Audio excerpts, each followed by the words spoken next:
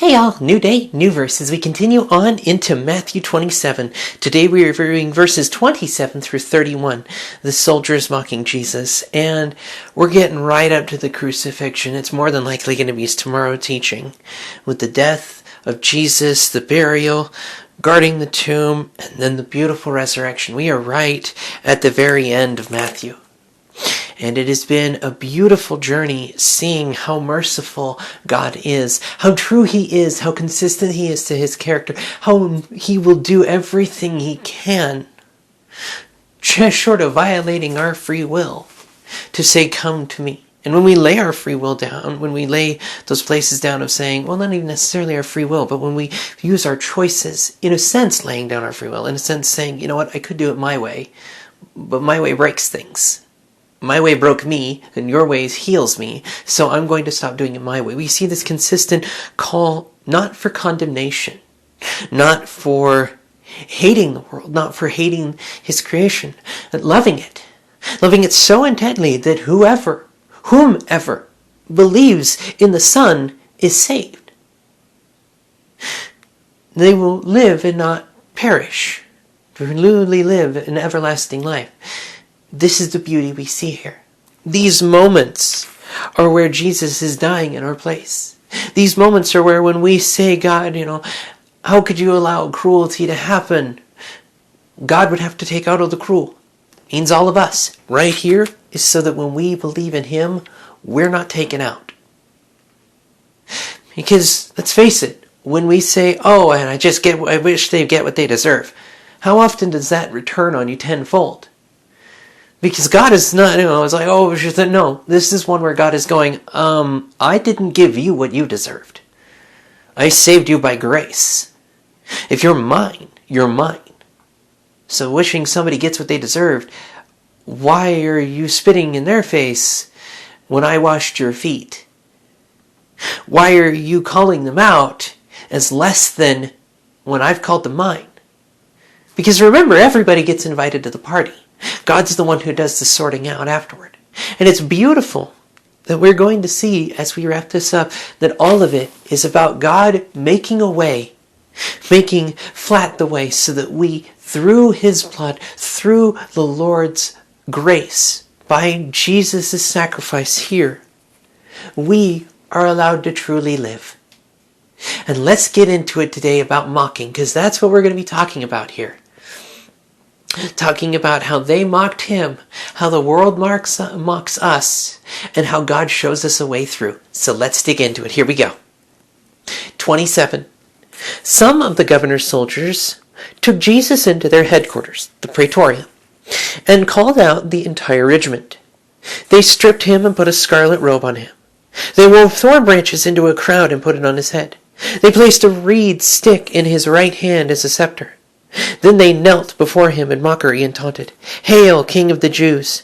And they spit on Him and grabbed the stick and struck Him on the head with it. When they were finally tired of mocking Him, they took off the robe, put His clothes on Him again. Then they led Him away to be crucified. So He's about to experience a torture so brutal that even Romans said, yeah, you don't do this to a Roman. You don't do this to a Roman. It's AFU. And yet they're about to do it to Him. More than that, just before this, He's been whipped, thanks to Pilate. And now He has had a crown of thorns placed on His head and beaten into it. So that's not coming out without tearing flesh and scraping bone, because it has been hammered into Him. And most of the thorn region plants that grow in that area are not the adorable little tiny thorns of a rose bush. They are sharp, jagged, nail-like. And they sink in. And they pierce like a needle. And it's also stuck out to me that only some of these and this isn't about necessarily what we're talking about, the mocking here, but it strikes me that it's only some of the governor's soldiers. That not everybody is going to do this. Not everybody is going to play this world route. Not everybody is going to say, hey, let's beat and flog this person. Not everybody is going to say, yes, let's commit an act of heinous evil. There are some who will say no. There are some who will say, this is wrong. And as I was reading and studying, I find myself wondering, as many knelt down before him and mockingly taunted, "Hail, King of the Jews," if there weren't a couple of Romans in there, because we know at least one who said, "No, I'm not worthy of having you here. Just say the word and my servant will be healed, because I am under authority and I have people under authority from me. I say the word, it happens. So you say the word, it will happen." So we knew at least one centurion is completely devout. And I find myself wondering, what if there were a couple here that weren't taunting and mocking when they knelt down? What if there were some in their hearts that were saying, "Hail, King of the Jews"? That God saw their heart. It just got me interested about how a little mercy toward each other can go a very long way, because we don't know the choices each one of us make. More than that, we don't know the decisions that led up to the choices that are laid before us. We don't understand the story, and because we don't understand the story, we don't understand the choice. We refuse to really understand the person because we don't want to hear their story, because we don't want to know them. We would rather judge and say at a distance, "Oh, well, they're just a drug addict. Oh, well, they're just an alcoholic. Oh, well, they're just a horrible person who had an abortion." And we're not looking at the person who's like, why are they retreating into alcohol? Why are they self-medicating? Why did she make that choice? Not whitewashing and the sin, not broad stroking and saying everybody's convicted of. Taking a moment to truly be a brother's keeper. To know the neighbor so well that you know what they need. Not that you've peered in and are a busybody and looking down at their nose like, "Oh, well, of course they don't. Of course we shouldn't go over there. Darling, they're alcoholics. We just don't do that." That kind of BS behavior, that's not okay. And I think about both sides of it. Both the side that looks down on, the side that does it, and what it is to be the looked down on, what it is to be mocked. What it is to have that religious BS, no matter what that religion may be, Christendom or otherwise. I mean, let's face it, the only reason Christian gets more shout-outs more is because we know we're not supposed to be hypocritical like this. We know we're supposed to be different, but we don't want to be. We know we're supposed to be set apart, but we don't want to be. We know we're supposed to chase after the God alone, but we don't want to. Because if we truly wanted to, would we act like this? If we truly wanted to, would churches be a place where people look down at each other and judge each other by their clothing, or what they do, or how they praise God? Would we be behaving like Michael, condemning David? "Well, why are you dancing like that as a fool?" And David replying, "Because I'm dancing for the Lord. Why do I care what you think?" Because that's the core of the idea of the mocking here. Jesus knows who he is. He is the Son of God. He knows what he's going through.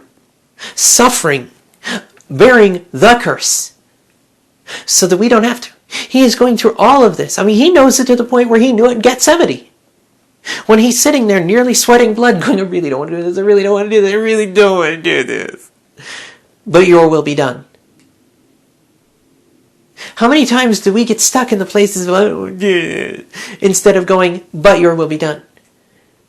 How many times do we listen to the people mocking, swatting us on the head with reeds, poking fun at us, casting us when we're down? How often do we hold to that and listen to that instead of truth? How often do we want to hear the voices? Instead of, it's like, "Oh, well, I don't want to hear them." If you don't want to hear them, really don't. And believe me, I am not talking about this from an aloof standpoint. I am talking about from having gone through it. If you don't want the voices mocking you to terrorize you and beat your ass one day and up the other, pardon the French, you have to hold to truth. Jesus can withdraw this because he knows who he is. He knows why he's doing it. He knows what he's going through. And I know the response, "Well, I'm not Jesus." No, you're not, and I'm not. Only he is Jesus. And only Yeshua is the right Jesus.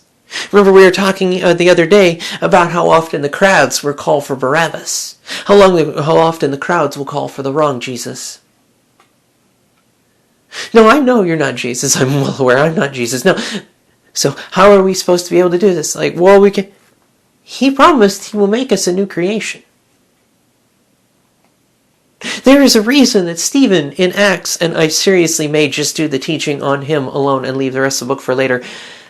There is a reason that I believe it's chapter 7. Stephen in Acts, he calls out the religious leaders. He gets stoned to death. And as he's dying, forgive them, for they know not what they do. Stephen is not Jesus. And yet he died very similarly. So do many of the apostles. Very, very similarly. Calling out what is wrong. And if they died, they died. So be it. They didn't care. They didn't care about the mocking. They cared about truth. They didn't care about when Pharisees or Sadducees, people who were lost in religion, people who are devoted only to the letter of the law and entirely ignore the spirit, people who spend their life judging each other based on Instagram feeds and random video updates, using this to say, oh, well, you don't have this or you don't have that. You can't walk, you can't run, you can't climb this. How are you supposed to do that? You're other. Okay. It's a damn good thing that my God qualifies the called rather than calling the qualified. I don't have to worry about that. Because I've been called. So I'll get what I have, what I need. I won't just get, I already have what I need for when I'm called. So, the world says, well, you can't do it. Alone, you're right. Yeah. Paul said that. Jesus himself said that to his disciples, actually, yeah. Who can enter the kingdom of heaven? Flatly, humanly speaking, it's impossible. With God, everything is possible. This is where we get the idea. It's where we get the verse. So why don't we take it to heart? Why don't we hold that truth in us? This self-evident truth that God is greater than it. That he works all things to his glory. And so when the world says, this is your weakness, we can go, damn right it is. Now watch what God's going to do with it. Because it is in our weakness his strength is shown, is it not? That is what Paul says. When God told him, my grace is sufficient for you, that is what he said. Jireh will see to it. His grace is sufficient for what you need, for what you're doing, for what you got to do, for the day ahead. So put it before him, ask him to direct your steps, and go. Because love like that, where you can be beaten, stripped, have thorns crushed into your skin. Yeah, that's a whole lot of forgiveness and mercy right there. And it shows God's pure kindness. Because this is also the same Jesus that if he suddenly went, you know what, I'm done with this crap, fire for you all, and I'm gone. But he didn't do that. He took it. But he didn't take it to heart. And that's the difference. Am I just supposed to stand there and take their abuses? Yes and no. No, in that you shouldn't take them to heart. No, that you shouldn't take them on you. No, in that you shouldn't allow them to make you think anything other than the truth of God. Well, you're slow. I guess that means God will make me deliberate. Well, you're fat. I guess God has a reason for me to be warm. Well, you're dumb. Do you mean as in not being intelligent, or do you mean the way and can't talk? Take the wind out of the sails of the words that have no meaning against you. I mean, we have the idea of sticks and stones may break my bones, but names will never hurt me. And anyone who's ever been bullied before will go like, oh, that's adorable, you know. And yeah, been there, done that. It's hard, and I'm not saying this easy. In fact, I'm not saying you can do this. In fact, if you think you can do this on your own, you are incorrect. Your logic is flawed and it will fail you. This is not an insult at you. This is somebody who spent their entire life thinking they had to do it all in their onesies because no one else was going to help. This is somebody who learned to do it alone because couldn't trust anyone else. And I can promise you, it doesn't work. Inevitably, if you hold yourself to be Atlas, you will have to shrug. You can't hold this stuff on you. You can't let it worm its way into you. You can't let it sink into your being. It's like, well, how am I not supposed to do that when I've been called everything but kindness all my entire life? By digging into here. By digging into the fact that our Jesus knows this kind of mocking and worse. He went through it. I mean, they're mockingly calling him his title. They're poking fun at him while he's doing exactly who and what he came to do. Doing it exactly as he is meant to. And they're crapping on him for it. And the world will do that often. Because it's trying to crush.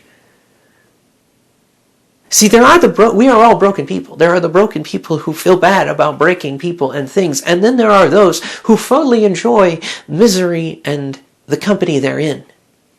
Who revel in suffering causing suffering. Who revel in damnation causing damnation. Who revel in watching suffering flow like wine. There are some people out there who are just bastards. Not all, though. And you can't condemn everybody as though they are one just because of the action of one. This is where forgiveness and mercy and grace are put forward because God already showed them to us. He showed it to us with Eve and the promise of the seed that would come from her and crush the serpent's head while the seed has its heel bitten. A promise of using the children of Abraham, the descendants of Abraham, to bless all the nations. Over and over again, God's saying, I knew you. I formed you. I had you in mind before the foundations of the earth. The very molecules of your body are former starlight and stardust.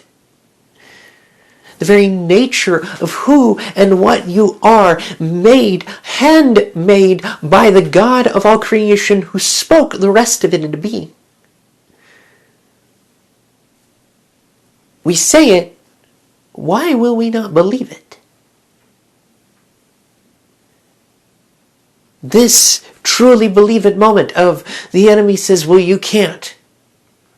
Well, you don't have a degree in it. Well, you don't have an understanding for it. Well, you don't have the eye for it. Well, you don't have the gift for it. You're right, I have the calling. And a place of trust.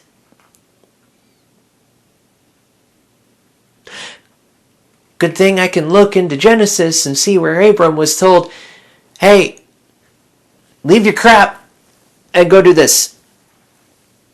Leave your family, your stuff, your possessions, take your walking stick and go that away. This is the God whom we serve. The God who used Moses to free Egypt by asking him, what's in your hand? I'm going to use that. It's a stick. Yeah, I'm going to use it. They need a shepherd. You are a shepherd. Guess what? But I don't. You're not supposed to get it. You're supposed to trust. Because as you come to trust, you eventually get it. Not because of some magical interpret, but because God pours it in. He pours in those places a reminder about how true He has been, how consistent He has been, showing you that love. Is it always easy to remember? No. And that is why it is a conscious effort. Here is where we find that really quite interesting paradoxical nature of doing nothing and everything, costing nothing and everything. Yeah, it can cost everything to stop believing the lies that you have believed your entire life. It can cost you everything to look in the face of the voices that have said you are nothing and worthless and fat and slow and stupid and you can't do it, and say, I'm not doing it alone. God will see me through this, and so it shall be done. To borrow from David, I do not come at you with sword and shield. I come at you in the name of the Lord of Israel.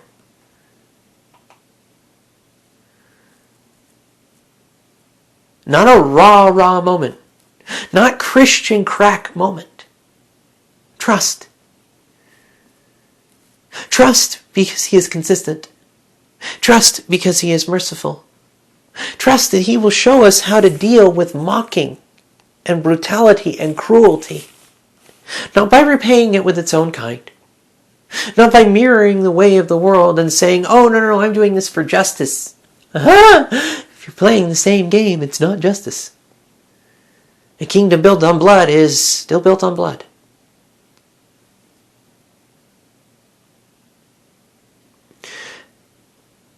We are called to live differently. We are called to walk the path of the exile. It is not easy. It is a strenuous moment between bowing to the way the world does it and going completely against it. It is this tension moment between how is God merciful and God just. It is this tension moment where we see God working in the gray. That God sees when we're in the gray and draws us into the light as we let him. Hearing his word, taking it to heart, hiding away these sweet morsels of goodness in our very being.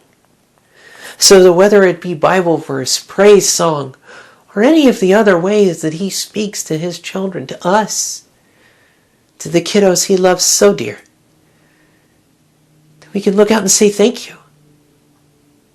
So when the insanity of the world is going on, we can say, oh, well, of course my God's got this.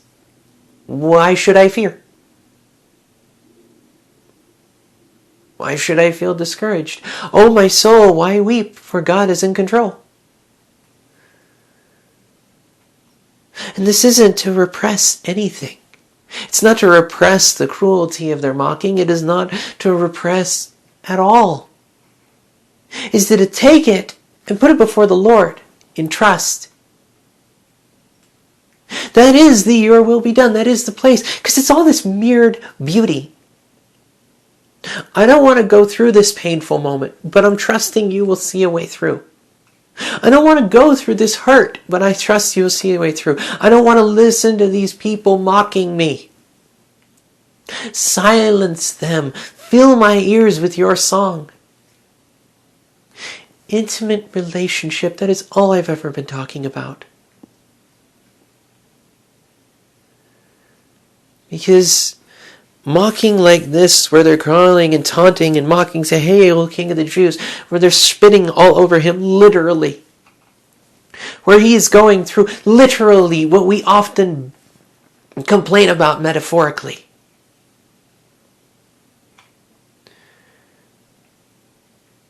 Yes, moments like this suck. You don't think Jesus was sitting there praying to himself, going, "Oh God, give me the patience to get through this. Father, help me do the dance." You know he's praying. You know he's talking with his Abba, asking for strength to bear through the suffering and the agony and the pain. Why wouldn't we then? Why wouldn't we trust him when he says the mockers' voices will come to naught? Why won't we trust him when he says, if I've called you for this, I've called you for it? We listen to the mocking because it is easier. It is easier to believe lies that we have heard our entire life than to stand up and say, no, they're wrong. To say, well, they don't know the real me. They don't know my hopes, my dreams, my thoughts, my feelings. They don't know the core of me. They don't know my story. So why would they know what I'm going through? Why would their answer be definitive? Why am I listening to the shouldas, couldas, and wouldas when I'm in a Job moment, instead of praising God? And if I get to that moment of shouting out, WTF, man, remembering what he said to Job, I'm in control. You see Leviathan, you see Behemoth, they're mine. Do you know how the sun works? Do you know how the stars flow? Do you know the waning of time? No? Then trust me. Because I'm doing something with this that is going to shape things, that is going to shake foundations, that is going to shake up the world. And all you have to do is trust. So, well, all I have to do is trust. I've never been able to trust anyone. I get that. I get it intimately. I also know that if you spend your entire life refusing to trust, how can you trust God? Now, this isn't to say put your trust in people. This is the idea of how can you love an invisible God that you can't see when you won't love the brother you can see. This is God said he's got it. We believe him. This is will you trust that when he says he loves you, then he loves you. This is when other people say this crap, you're not casting them down and saying, well, I'm superior to you because the Bible says you're a... No. No. No. No. This is a love place. This is they don't see my story. But I don't see their story. And nobody sees each other's story. We all see the glimpse and the snippets and what we share via stories or histories or feeds. And so they don't know my story. And I don't know their story. So why should we beat each other to death? When they're scared of not being seen, not being known. I'm scared of not being seen and known. We're all scared of being unseen and unknown, unwanted and unloved. Yet our God is saying, I do that constantly, every moment, every time you wake up, I am loving you. So why are you behaving like this? Why will you not trust me?